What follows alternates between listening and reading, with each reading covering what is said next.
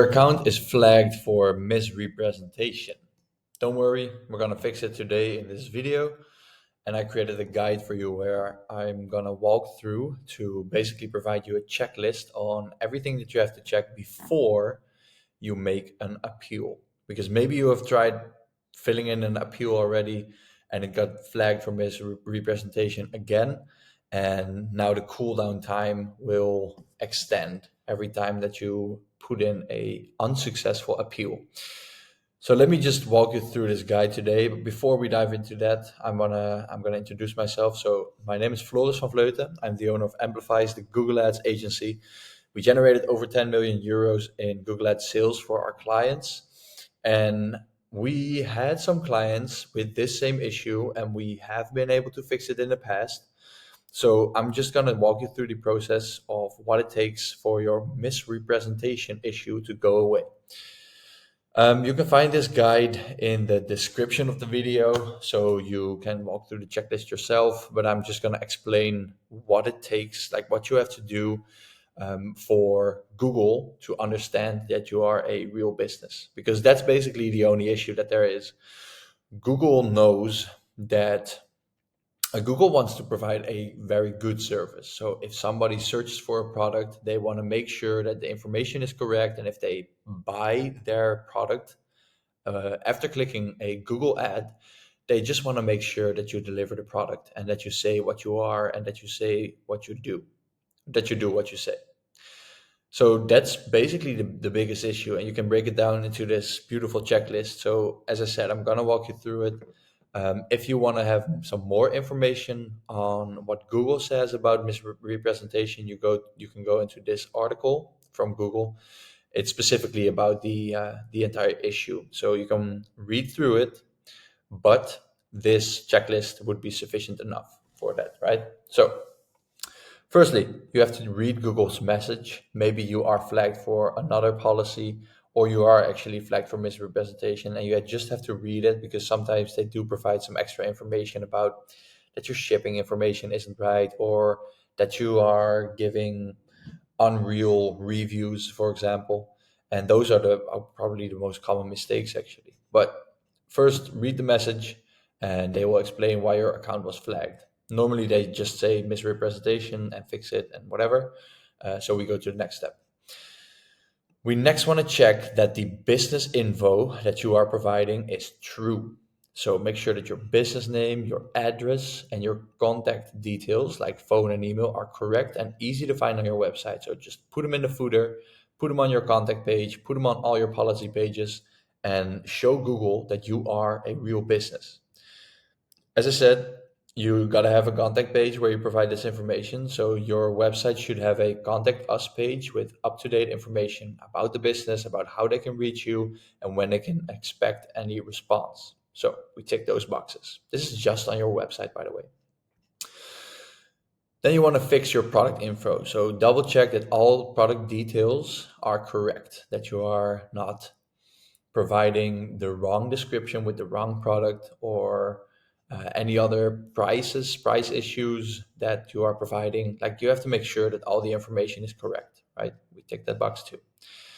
Then you want to ensure that your website matches the information listed on Google Merchant Center. There shouldn't be any differences. And I will get into this later, but just make sure that if you are example.com, that your Google Merchant Center account says example.com, that your address is the same, that your shipping and returns info is the same on your policy pages, throughout the page, on your product page specifically. So check that too. And then just make sure that all the information is the same across all platforms. You want to have clarity about policies. So make sure that your return, refund, and shipping policies are clearly explained on your website. Again, just put them in your footer. People can easily navigate to your footer and then go to the policy pages, and make sure that there's no mistakes in these pages. I worked with some brand owners before who were really building brands quickly.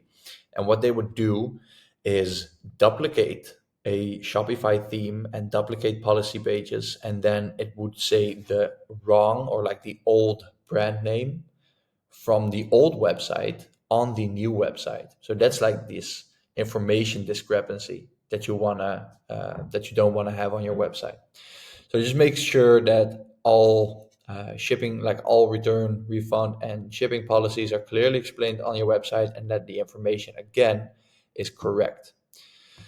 These policies should be easy to find and understand. So just be very clear. If you have a shipping policy, you cannot say we ship in 2 days and that's it.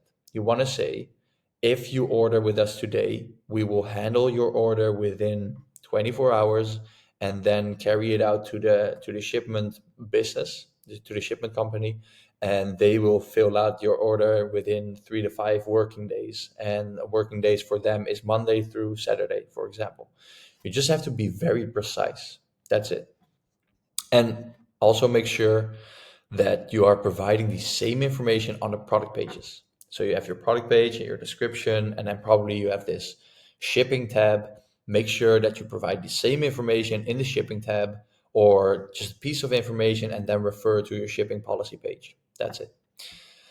Check your promotions, so ensure any discounts or offers are accurate and not misleading. So if you have, let's say, 1,000 products, right? You have 1,000 products and all products are in a discount and the discount is like 80%.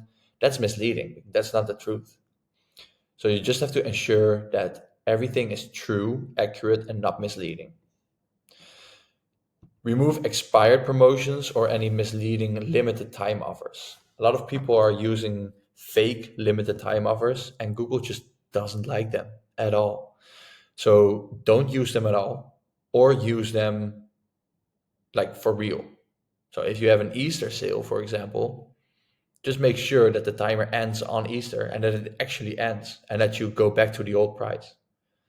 Don't be untruthful. That's the main message of today. You have to look at your website. So your website should be easy to use and work properly on all devices. Obviously, that's just what Google looks for. So if Google cannot crawl specific pages, they will flag you for misrepresentation, especially the policy pages. But just make sure that everything works, and make sure the checkout process is secure and simple for users. And let's say, for example, that you say in your footer that people can pay with American Express, and then during the checkout they find out that they can't. That's misleading. That's misrepresentation. So you just make sure that all the information that you provide across your entire website is true. You have to show that you're a real business, so clearly explain who runs the business and add any trust symbols like certifications if you have any to build extra trust and to show Google, hey, we know what we are doing, especially, for example, in the health niche.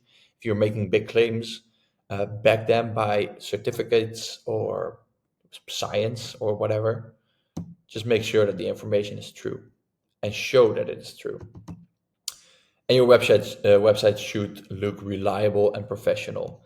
And some people are using fake reviews on their websites.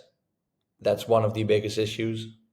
So if you are using fake reviews, like you say 10,000 happy customers and then a fake Trustpilot screenshot, that doesn't work. It might work for Facebook, it doesn't for Google. So be true, be honest, and just show them what you got. And if you, let's say, for example, you are a reseller of a brand, then you could use those reviews of your reseller with his permission or her permission. And then you shouldn't embed like the Trustpilot badge on there because it's not the same store, but it is the same product. So on the product page, you could provide those reviews. That could be helpful to get the ball rolling. Update your product feed. So just make sure it's correct with the right data, the right titles, right descriptions, right prices, right everything.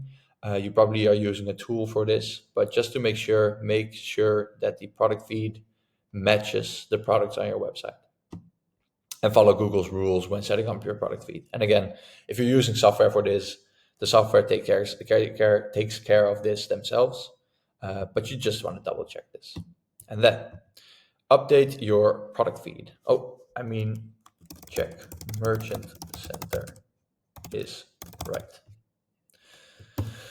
Make sure, and I briefly touched upon this at the beginning of the video, but briefly, make sure that all information across Google Ads, Google Merchant Center, and your website is consistent.